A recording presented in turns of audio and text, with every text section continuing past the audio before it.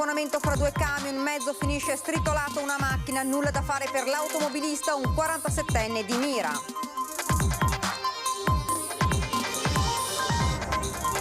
Giornata di test programmato per il Mose, emanato dalla Guardia Costiera il divieto di navigazione per tutta la durata delle prove, arriva il semaforo per le dighe mobili. La settimana prossima verrà presentato il calendario con le proiezioni delle vaccinazioni per tutta la popolazione veneta, ad annunciare il presidente Zaia. In Veneto nel 2020 oltre 50.000 le domande di accesso al reddito di emergenza, 6.000 le richieste settimanali di accesso agli ammortizzatori, dati INPS regionale. Una panchina rossa a Vittoria Osagi, la donna di 35 anni di Concordia Sagittario uccisa dal marito accoltellato lo scorso 16 gennaio, oggi la cerimonia. Fortetron tornerà a risplendere come? Attraverso una polizia a fondo. L'iniziativa è stata lanciata dal gruppo Buongiorno Marghera. Basket femminile, playoff e scudetto. Le ragazze dell'Umana Reyer femminile saranno in campo in trasferta contro le lombarde del Limonta Costa Masnaga. Buonasera, ben ritrovati dalla redazione di Venezia. Dunque questi i titoli di oggi, l'avete sentito, tragedia, quindi la cronaca in primo piano, tragedia in A4 all'altezza di Cessalto, un tamponamento fra due camion, in mezzo finisce stritolata una macchina, nulla da fare per l'automobilista.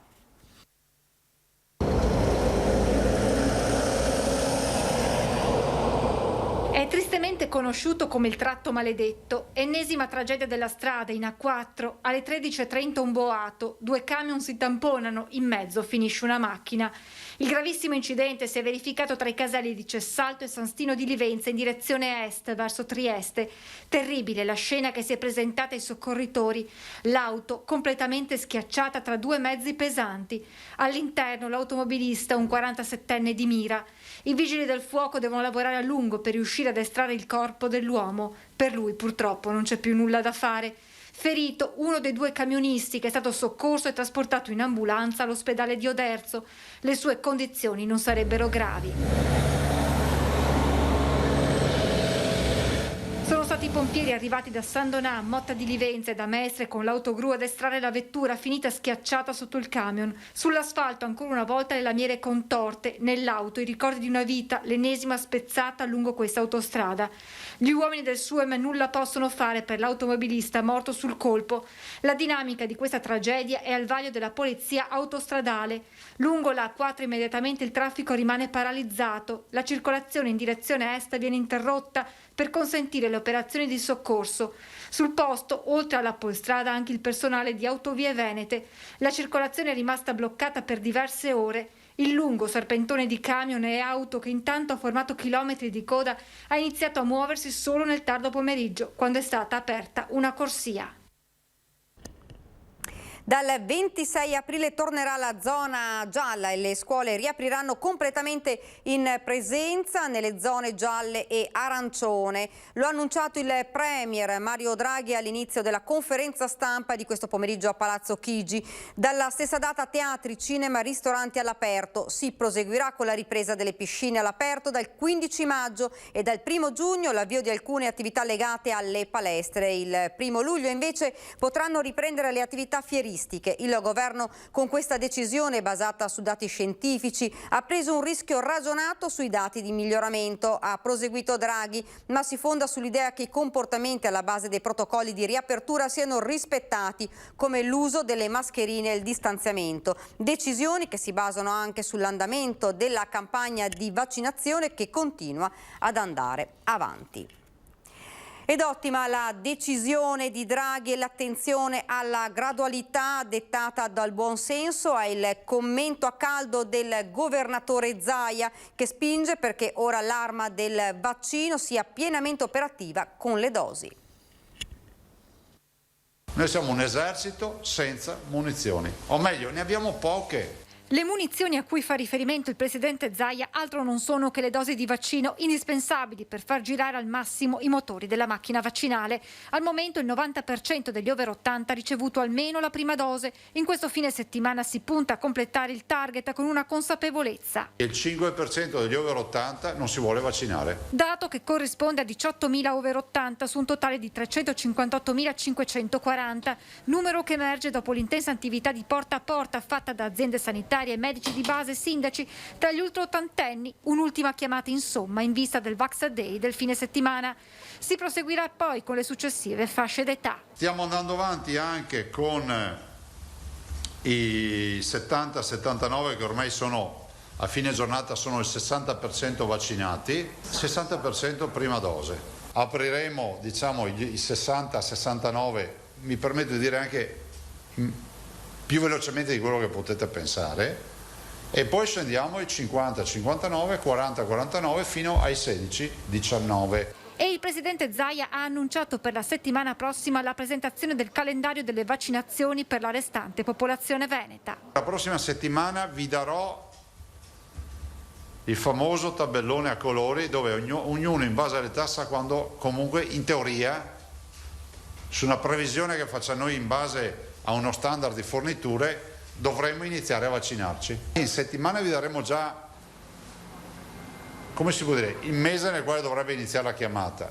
Contiamo, se non ce la facciamo la prossima settimana, il massimo inizio dell'altra, annunciare anche, diciamo, date più precise. Ci vogliono vaccini, ma soprattutto il mio appello è affinché i vaccini ci debbono essere, ma ci sia quantomeno una programmazione da qua ai prossimi mesi di certezza sugli arrivi. Per quanto riguarda invece la ripartenza da fine mese, saranno riaperture graduali. Dobbiamo iniziare una fase di convivenza con obiettività e buon senso, quindi un'apertura graduale partendo dalla riaperta.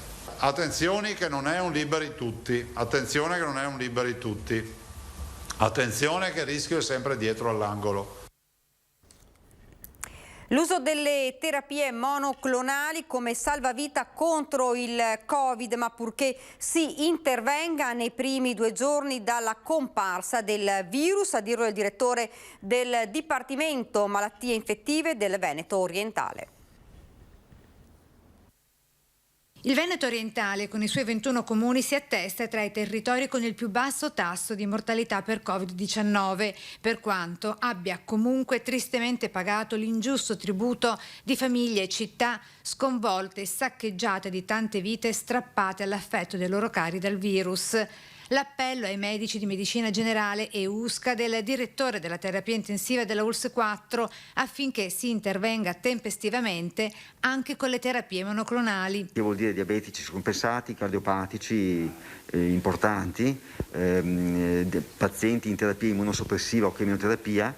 Ecco, tutti questi pazienti potrebbero beneficiare da questa terapia con monoclonali una volta che hanno contratto l'infezione da Covid. L'intervento immediato nelle persone più fragili che hanno sviluppato da poco la malattia le preserva da una possibile grave evoluzione, spiega. Ma perché sia efficace questa terapia deve essere fatta quanto prima possibile, il che vuol dire nei primi 2 o 3 giorni di malattia, massimo 5. AIFA dice 10, ma 10 potrebbe essere già tardi, e quindi il paziente o l'utente aveva sviluppato una malattia con interessamento organico e lì i monoclonali non funzionano. Le terapie monoclonali da lui stesso già avviate su una quindicina di pazienti. Un esempio di una signora di circa 80 anni che è stata mandata dal medico curante con un'indicazione un po' al limite perché cominciava a avere segni di malattia, aveva un'iniziale desaturazione di ossigeno nel sangue.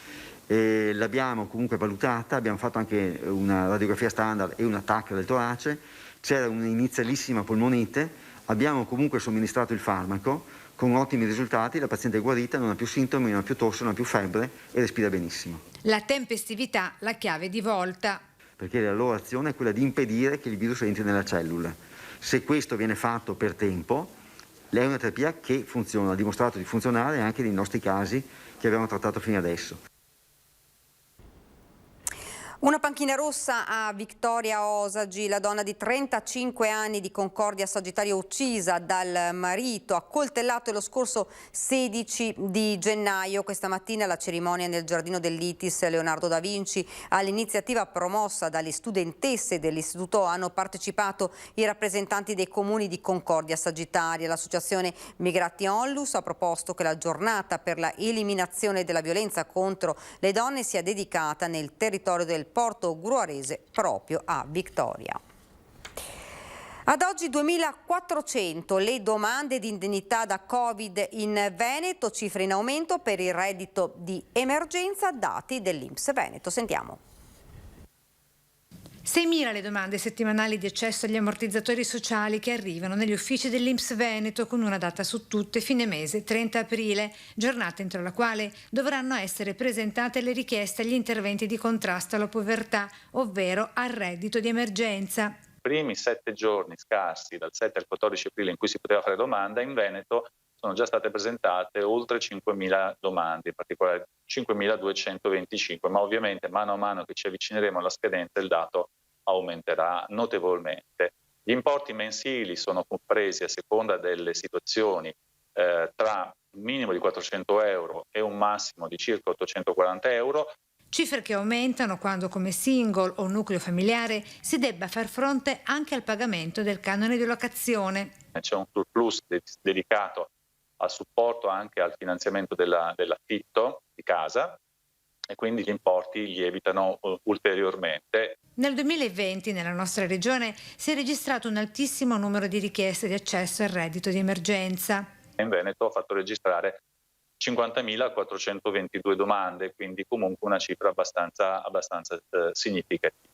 Indicativo anche il numero delle famiglie che sono ricorse al bonus babysitting. Abbiamo ricevuto 2.517 domande di bonus babysitting, ma è ancora presto per fare, come dire, una somma, perché c'è tempo sostanzialmente fino al 30 settembre. Quindi la possibilità dei genitori di richiedere il congedo Covid. In pratica, per qualsiasi motivo il figlio sta a casa in relazione al Covid, adesso viene meno la DAD perché la scuola ha ripreso, ma rimangono le altre due causali. La quarantena, magari c'è un contagio in classe e quindi viene disposto, come dire, di fatto la didattica a distanza specifica, oppure è positivo e quindi necessita di assistenza. Il congedo Covid è un congedo speciale ed è indennizzato al 50%. Il tradizionale congedo parentale è indennizzato al 30% della retribuzione. Giornata di test programmato per il MOSE, emanato dalla Guardia Costiera il divieto di navigazione per tutta la durata delle prove. Il MOSE è stato attivato per un test programmato, barriere sollevate in tutte le bocche di porto e l'avanzamento delle operazioni era visibile sulla home page del commissario straordinario. La modalità di comunicazione online prevede che ogni fase sia annunciata attraverso un sistema semaforico. Il verde indica nessuna attività, l'arancione la possibilità di un sollevamento delle barriere 9 ore prima dell'evento, precisando anche il countdown, il giorno, l'ora e il tempo rimanente al sollevamento. Il rosso lampeggiante indica l'inizio del sollevamento, mentre il rosso fisso le barriere sollevate. Le operazioni sono iniziate alle 9 e terminate alle 13 circa, tranne al Lido Tre Porti dove sono proseguite fino alle 16. Per tutta la durata del test, in prossimità delle bocche, è stata vietata la navigazione. Si tratta di un sistema di routine per verificare lo stato di conservazione delle parasoie e in questo caso con tanto di ispezione da parte dei sub della Guardia di Finanza incaricati di analizzare il deterioramento delle strutture sott'acqua. Il nuovo sistema di comunicazione è condiviso con il Comune di Venezia, il Consorzio Venezia Nuova, il Provveditorato alle Opere Pubbliche e la Capitaneria di Porto. L'ultima volta che si è sollevato per necessità è stato l'11 febbraio. In totale, tra l'autunno e l'inverno, il MOSE è entrato in funzione 20 volte tra sollevamenti completi e parziali. Si sono svolti oggi pomeriggio nella chiesa di San Nicolò a Miro i funerali del maestro Irmo Galliolo, detto Toni, che per oltre 50 anni ha dedicato la sua vita alla musica e a causa del Covid non ha potuto festeggiare il 50° con il gruppo bandistico di Mira. Nel 1970 un gruppo di 40 persone diede vita al gruppo, portando la banda anche all'estero. Tutti i membri ringraziano per quello che gli è stato regalato, passione e gioia. Ciao maestro, ciao Toni. Il direttore della Mostra del Cinema di Venezia ha voluto presentare per noi il primo Leone d'Oro alla carriera di Venezia 78, Roberto Benigni. Un leone d'oro alla carriera davvero strameritato. Il direttore della Mostra internazionale d'arte cinematografica di Venezia, Alberto Barbera, ha estratto dalla sua collezione un ennesimo colpo magistrale e ha voluto farci la gradita sorpresa di presentare per noi il leone d'oro alla carriera assegnato su proposta di Barbera dal Consiglio di amministrazione della Biennale presieduto da Roberto Cicutto all'attore e sceneggiatore fiorentino Roberto Benigni, emblema dell'Italia nel mondo. Uno artista davvero straordinario, fuori dagli schemi, fuori dalle regole.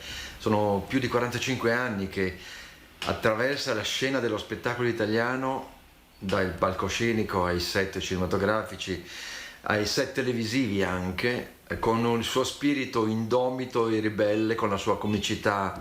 Benigni sarà quindi a Venezia, è bene sottolinearlo, fisicamente in presenza durante la 78esima edizione della Kermesse cinematografica che si svolgerà a Lido dall'1 all'11 settembre prossimi. È stato attore per Giuseppe Bertolucci, Federico Fellini, Matteo Garrone, Jim Jarmusch. Ha vinto il Gran Premio della giuria a Cannes con il suo film La vita è bella, ha portato a casa 2 Oscar con lo stesso film da Los Angeles e i suoi primi film, soprattutto i primi, hanno avuto un enorme successo di pubblico con la sua comicità. Nell'anno delle celebrazioni per Dante non poteva mancare un riferimento al sommo poeta. Un incredibile lettore di Dante, un esegeta direi, un divulgatore straordinario che ha riempito gli stadi, i palazzetti degli sport, i teatri non soltanto italiani ma di tutto il mondo con la sua rilettura della Divina Commedia dantesca. Forte Tron tornerà a risplendere. Come? Attraverso una pulizia a fondo. L'iniziativa è stata lanciata dal gruppo Buongiorno Marghera. Domenica sarà una giornata importante alla riconquista di Forte Tron. Parola dei membri di Buongiorno Marghera che invitano chiunque volesse partecipare a una giornata di pulizia generale, il Netemo Day Forte Tron. L'idea nasce dopo un sopralluogo a marzo in cui si è vista la zona in una situazione di abbandono e degrado con immondizie ovunque. L'intento dell'evento è quello di porre l'attenzione verso il Forte Tron, uno spazio strategico, uno spazio storico e uno spazio meraviglioso perché immerso all'interno di un parco. L'appello è quindi per domenica 18 aprile alle ore 9 di mattina. Venite magari muniti di un guanto un po' più grosso e soprattutto di una grande voglia, una grande volontà di migliorare la nostra realtà. Dopo il nulla osta del comune, molti hanno risposto all'appello. Da CSA Nordic Walking a Fit Walking in Venice e Running Team Mestre. Ma chiunque può rispondere all'appello e decidere di dare una mano, tenendo presente che vista la conformazione del forte con ripide scarpate, prima di addentrarsi bisognerà chiedere l'aiuto all'organizzazione. E ci saranno dei kayak per raggiungere i punti più difficili. Siamo allo sport. Questa sera si alza il sipario sui playoff scudetto. Le ragazze dell'Umana Reyer femminile saranno in campo in trasferta contro la Limonta Costa Masnaga per gara 1 dei quarti. Obiettivo: dimenticare subito la cocente delusione europea. Scattano i playoff di basket femminile. L'Umana Reyer, che ha concluso la stagione regolare al primo posto in classifica, sarà impegnata in trasferta questa sera alle ore 20 contro la rimonta Costa-Masnaga, che ha concluso il campionato all'8° posto, l'ultimo utile per i play-off.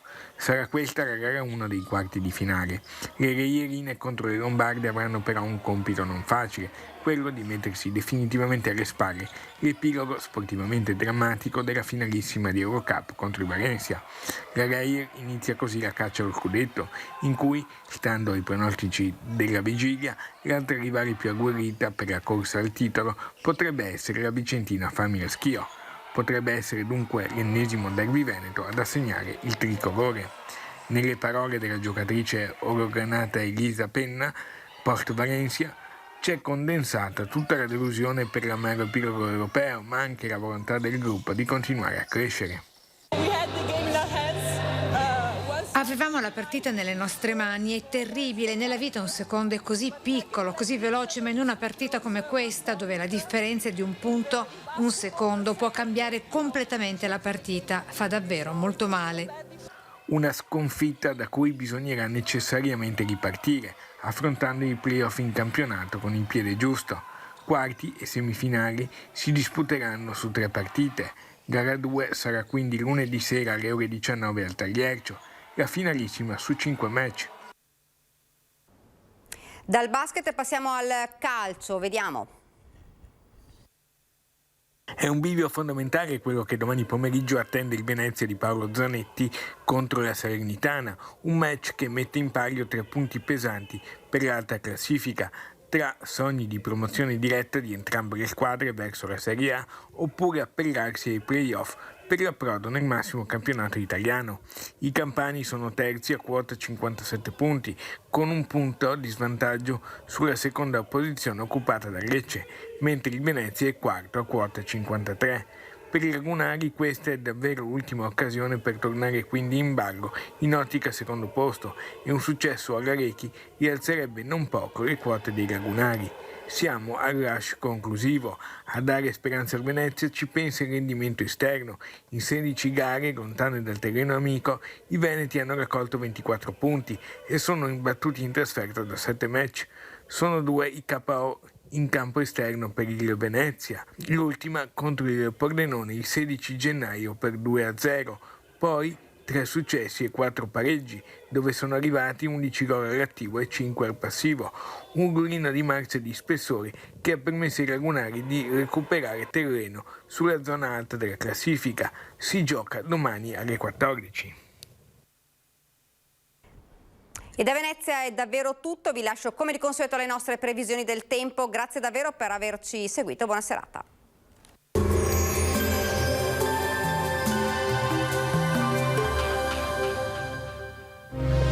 Silea Legnami, le migliori soluzioni personalizzate per la vostra casa e giardino. Benvenuti al meteo. Dopo una breve pausa anticiclonica riprende il balletto di perturbazioni che condizionerà il tempo sull'Italia. Sabato sarà ancora buono, domenica maggiore variabilità. Vediamo allora la situazione nel dettaglio. Sul Veneto la giornata del 17 aprile sarà tutto sommato asciutta, tanto sole ovunque, cielo poco nuvoloso. Dalle ore pomeridiane aumento delle nubi e non si esclude anche qualche locale debole precipitazione verso sera a ridosso dei rilievi. Venti localmente tesi dai quadranti orientali. Uno sguardo alle temperature che saranno in aumento, minime tra 1 e 5 gradi, valori massimi compresi invece tra gli 11 e i 15 gradi all'incirca. Ci spostiamo ora sul Friuli Venezia Giulia, ampio soleggiamento al mattino, sarà via via più nuvoloso ma in genere senza piogge associate. Temperature minime tra 3 e 7 gradi, massime sui 13-15 gradi.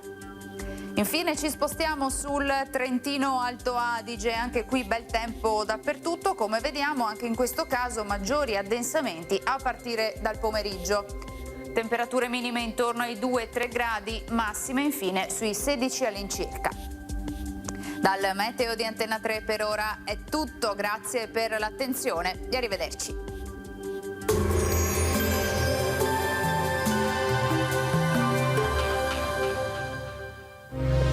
Silea Legnami, le migliori soluzioni personalizzate per la vostra casa e giardino.